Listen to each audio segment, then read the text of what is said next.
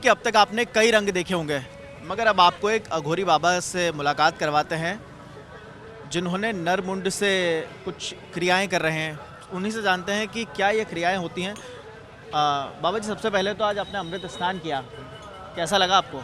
मैंने स्नान नहीं किया इसलिए अच्छा नहीं लगा। अच्छा, स्नान नहीं किया आपने? हाँ, क्योंकि मैं साल में एक दिन नहाता हूँ, साल में सिर्फ एक दिन नहाते हैं आप? महाशमशान में। अच्छा, महाशमशान में?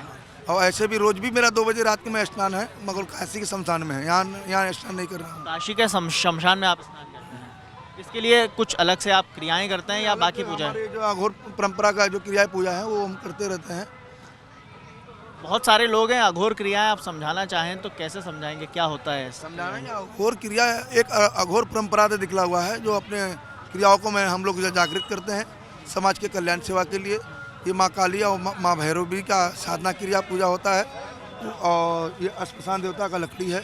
ये गुरु के नाम से जो हम लोग चिंतन करते हैं, और उन्हीं के नाम से शमशान काली, शमशान भैरव के नाम से, कपाल भैरव के नाम से आशीर्वाद दिया जाता है। कपाल भैरव के नाम पर आप? के नाम से क्रिया साधनाएं जब चलता रहता है। ये उन्हीं के नाम पर जब चलता है।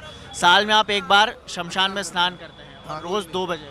अच्छा, ये आपने नरमुंड रखे हुए हैं, ये पुराने नरमुंड हैं या फिर अभी के नरमुंड? ये सब पुराने हैं। पुराने हैं। इसके लिए भी कोई क्रियाएं होती हैं, आपने निकाला? क्रियाएं होती हैं। कैसी काली क्रिया? जी का, भैरव जी का क्रियाएं होती है। अघोर साधना से इनको जागरूक किया जाता है पूजा करके।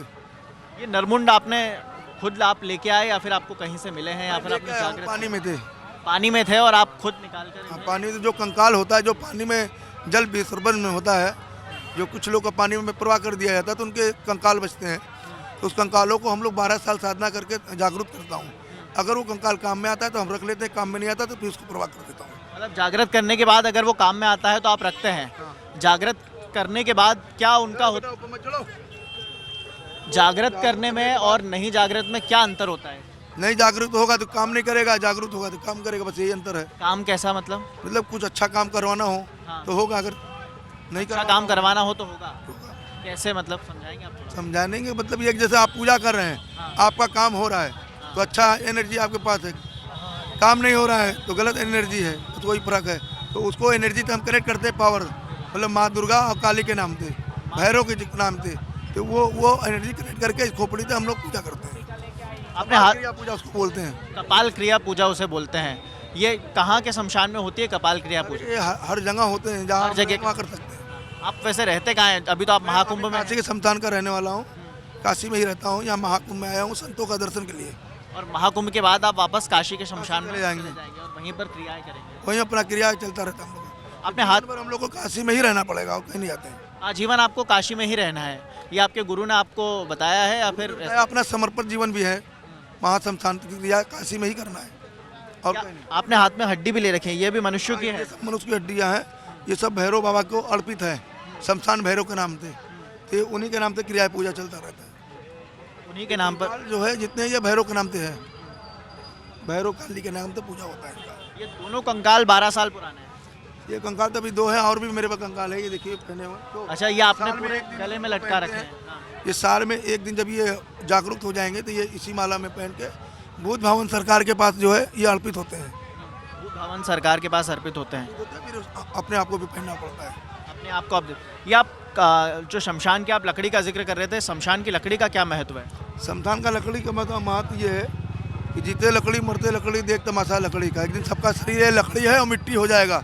ये जैसे भस्म है, ये शरीर भी एक दिन ऐसे ही होने आना है सबका। ये चिता भस्म है, भगवान शिव का प्रसाद है। ये शरीर भी भगवान शिव का ही है।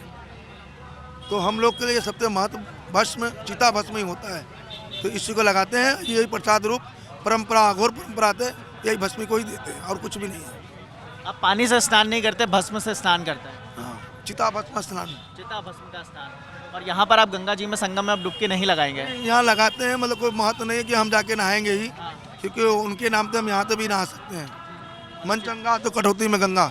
ये देखो मेरे पास ये कपाल कप्पड़ है, माँ गंगा इसमें 24 घंटा विराजमान रहती है। ये कपाल है, कपाल है। नरमुंड कपाल तो ये है। हाँ। ये माँ गंगा इसमें 24 घंटा विराजमान रहती है। ये कपाल किस चीज़ का है? ये समुद्री एक कासा होता है, फल होता है, उसका होता है। उसका कपाल है ये समुद्री। ये आप फल कहाँ का से होता लेके- है। ये आप कहाँ से लेके आए? ये हमको ये हमारे गुरु महाराज हैं गुप्तेश्वर धाम से, वहाँ के महंत जी हमको गिफ्ट में दिए दान में। आप किलो बाबा आप लेगा भोजन पात्र के लिए। भोजन पात्र के लिए आप इसी पहले पहले तो मैं नरमुंड में ही पाता था, तो उनको कुछ अच्छा नहीं लगा, तो वो हमको ये भगवान शिव का पात्र हमको दान में दिए हैं कि बाबा आप इसमें भोजन करिएगा। आप भोजन भी शमशान में ही करते हैं? हाँ, अपने धुने में बनाएंगे उसी में करते हैं।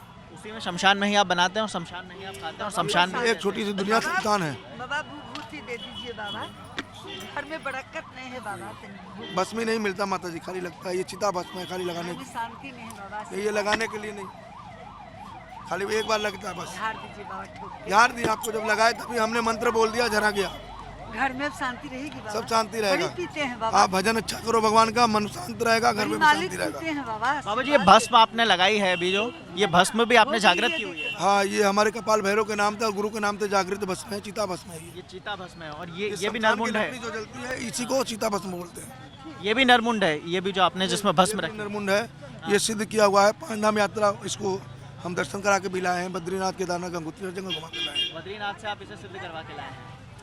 पूरा परिक्रमा करना पड़ता है लेके, अच्छा, कैसा परिक्रमा? जहाँ जहाँ हम लोग जाएंगे इनको सिद्ध करते रहेंगे, घूमते रहेंगे साथ संदर्भ। तो अब तक आप हिमालय की चोटियों से लेके यहाँ तक आप पैदल ही हाँ, हर घूमते जगह ये छोटी सी गाड़ी है उसी से घूमते रहते हैं। छोटी सी गाड़ी में आप घूमते रहते हैं। तो महाकुंभ में आपने आने का कब सोचा था? ये तो हम काशी में थे तो हनुमान जी महाराज का कुछ चेतना हुआ हमको, तब ये हमको चेतना दिए थे। आज इनके दरबार में हम बैठ के भैरव रूप में सेवा दे रहे हैं भक्तों को। महाराज जी बहुत बहुत धन्यवाद आपका जागरण से बातचीत के लिए।